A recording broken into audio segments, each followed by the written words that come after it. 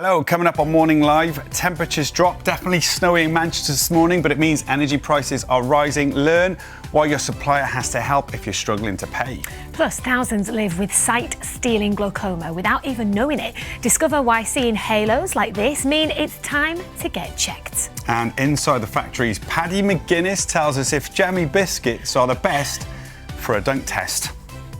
Hello there, welcome to the show with Gethin Jones and me, Helen Skelton. Bringing us joy on the first Tuesday of the year. Thank you, Nikki. It's certainly now. I'm not sure I'd know exactly what to do with one. Would you guys know? And I think the key that Nikki said there, it's a responsibility to register it as well. Yes, register it. I didn't realise. Thank you, Nikki, and good to see that your mum is doing well as well. Staying with health and the topic of glaucoma now. It is thought that over 700,000 people in the UK live with it, yet half of those that do don't even realise it. Zand is with us. Dr. Zand, just explain what glaucoma actually is. Of your vision before the effects. Oh, yeah, you need to protect your eye. Bless you. Oh, sorry. Today, the NHS has announced it. For a 9 health hospital makes it easier and quicker to deal with. It's NHS England, isn't it, that those priorities have been identified.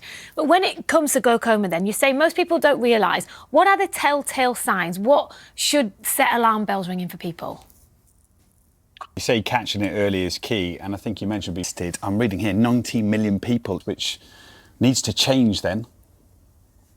Doing and you can get it done on the high street very quickly there. But I was noticing I own a bed. I hope you're straight to bed with a hot drink today, Zand.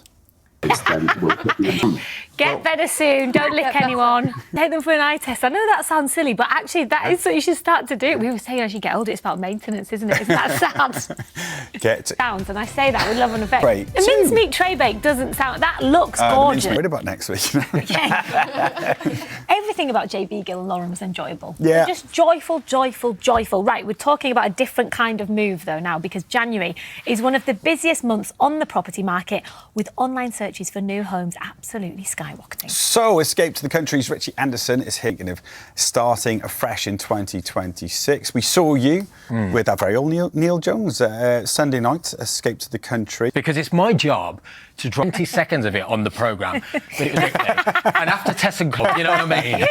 So Neil Jones is just circling Hathersage as we speak. He doesn't help around there either, does he? No signal. Somebody should make a programme about that part of the world. When it comes to selling a home at the moment, there is some good news though, isn't there? Down the road from here, 10.5%, and rugby, lots of good news stories all over the UK.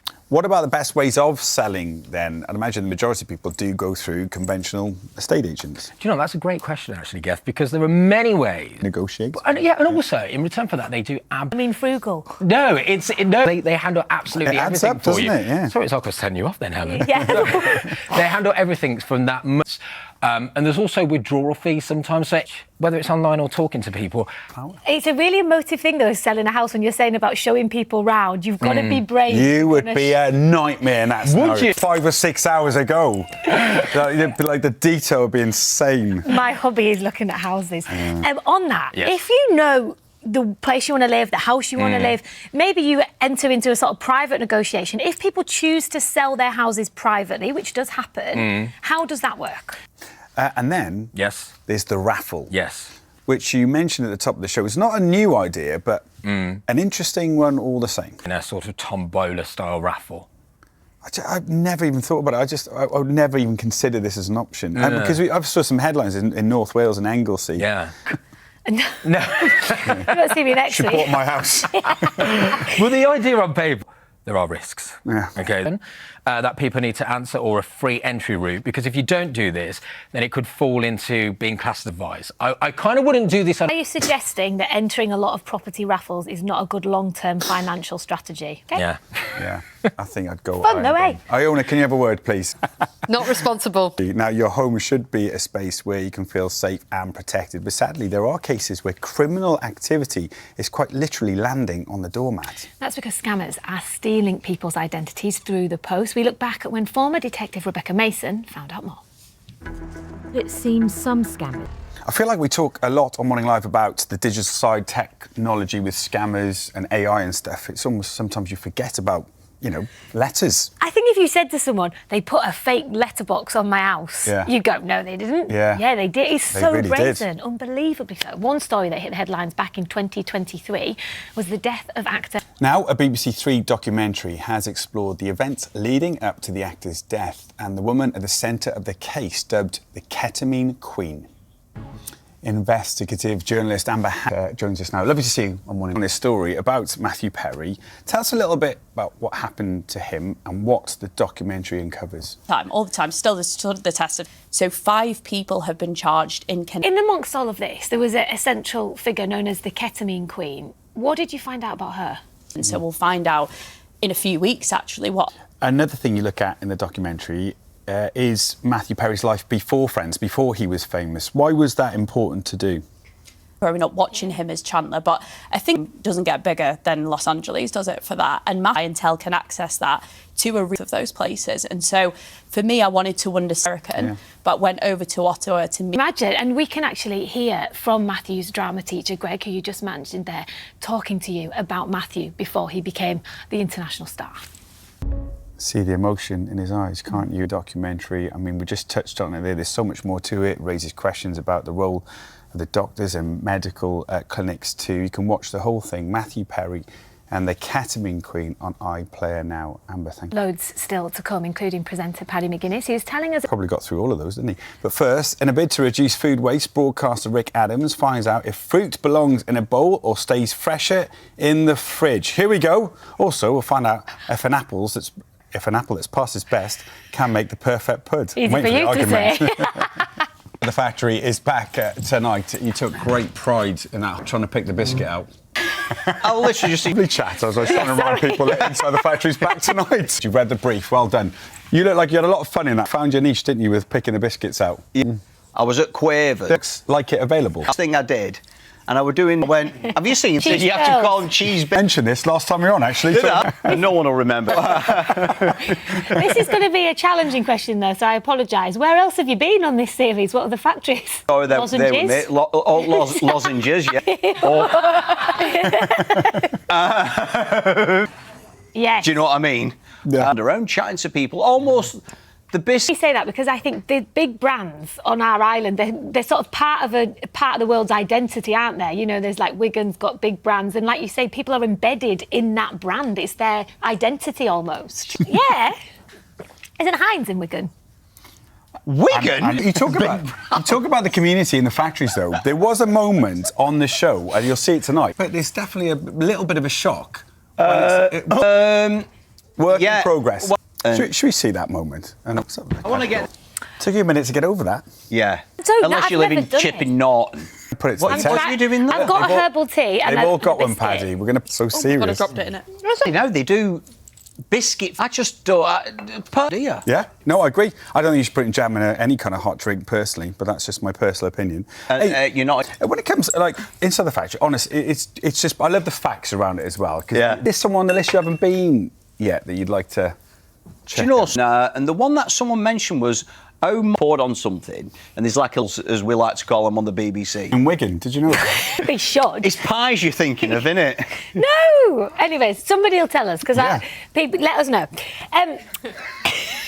Let's not just talk about Inside the Factory. What? You looking at me like No, that? no. Because you obviously do Inside the Factory, but you made a series with your good pal Chris Harris. Yeah.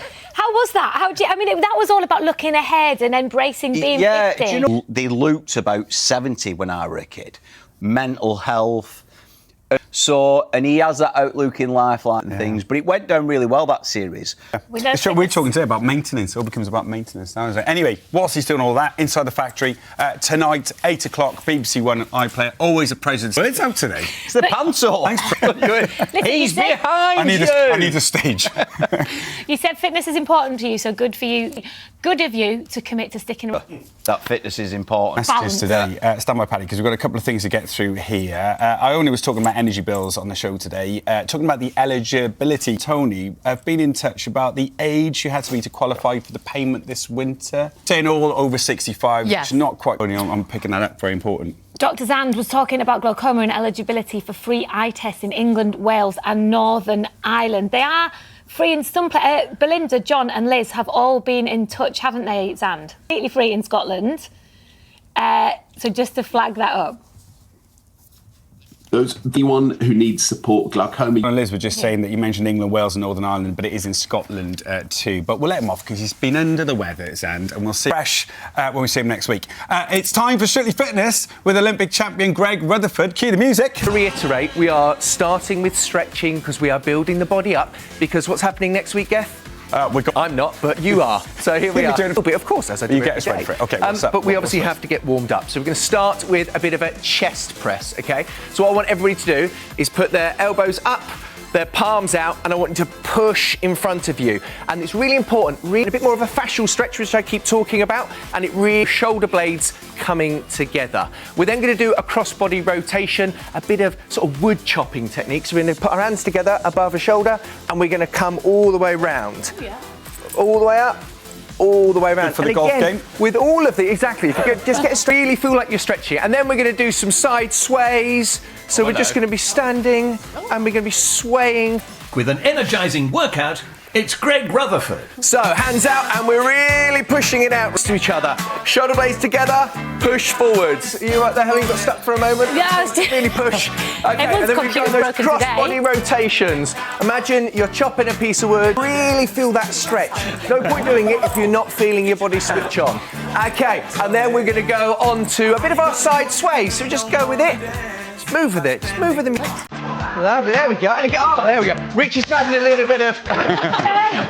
Lovely. I am loving the extra bounce that these guys are adding. Thank you so much for your company this cold Tuesday. That's all we've got time for today. I'll be back tomorrow at 9:30 with Rad. See you then. Ooh. Yes, let's spin. Where that came from.